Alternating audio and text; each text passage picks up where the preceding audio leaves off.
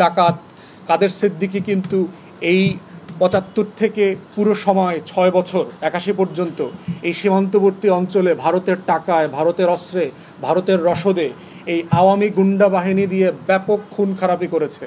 শত শত বাংলাদেশি নাগরিকদেরকে হত্যা করেছে, ডাকাতি করেছে, লুটপাট, মানুষের মন্দির পর্যন্ত লুটপাট করেছে, মন্দিরের সোনা নিয়ে গেছে, গোল্ডের যে আইটেম থাকে মন্দিরগুলোতে সেগুলো তুলে নিয়ে গেছে, তাদের যে গোল্ডের মূর্তি থাকে সেগুলো।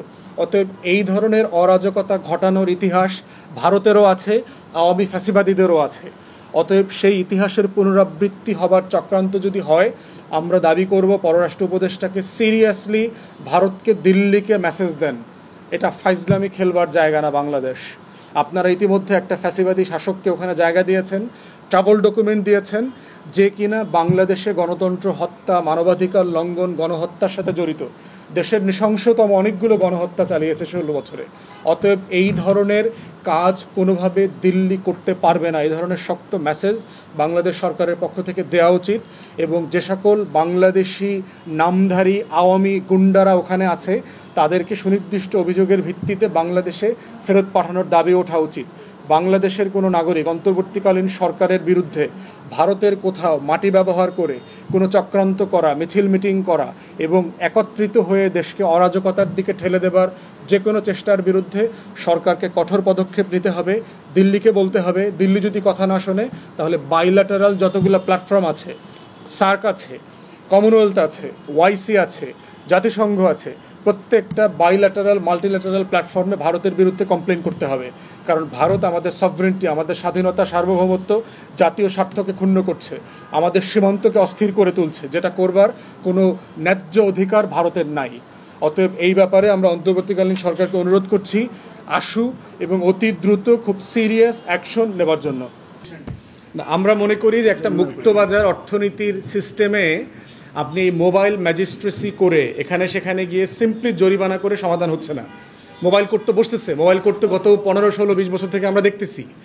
গত 111-এর পর থেকে মোবাইল কোর্ট তো ব্যাপক জরিমানা করেছে, 50,000, 1 লাখ নগদ নিয়ে আসতেছে, তো লাভ হয় নাই, তো মার্কেট সিস্টেম অপারেট করছে না। আমার কাছে মনে হচ্ছে রাষ্ট্রের মার্কেট সিস্টেম বোঝায় যথেষ্ট ঘাটতি আছে এবং এই জন্য আমলারা দায়ী। কারণ হচ্ছে যে আমি আমলাদের নিয়ে তো বহু কথা বলছি যে এরা হলো সমাজ বিচ্ছিন্ন একটা প্রাণী। তারা এই রাষ্ট্রের কিছুই বোঝে না, জনগণের কষ্ট বোঝে না। তারা শুধু বোঝে যে কোন জায়গায় ফ্লাইওভার করলে আমার উত্তরার ফ্ল্যাট থেকে সচিবালয় আসতে এক্সপ্রেসওয়েতে 12 মিনিট লাগবে। তারা শুধু ওই ডেভেলপমেন্ট ওয়ার্কটা বোঝে। তারা রাস্তার মানুষের, জনগণের ঘামের কষ্টটা বোঝে না, ঘামের গন্ধ বোঝে না। রাষ্ট্র যারা চালাইতে হবে তারা কৃষকের ঘামের গন্ধ শুকতে হবে।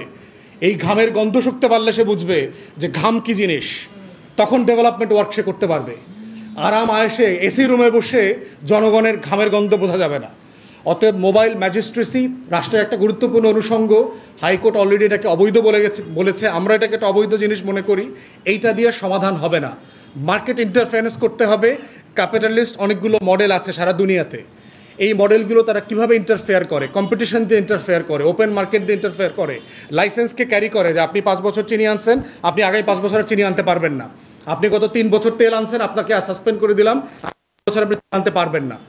এই মার্কেটের ভ্যারিয়েশন দরকার, তাহলে যেটা হবে যে এক্সক্লুসিভ মার্কেট তৈরি হয়।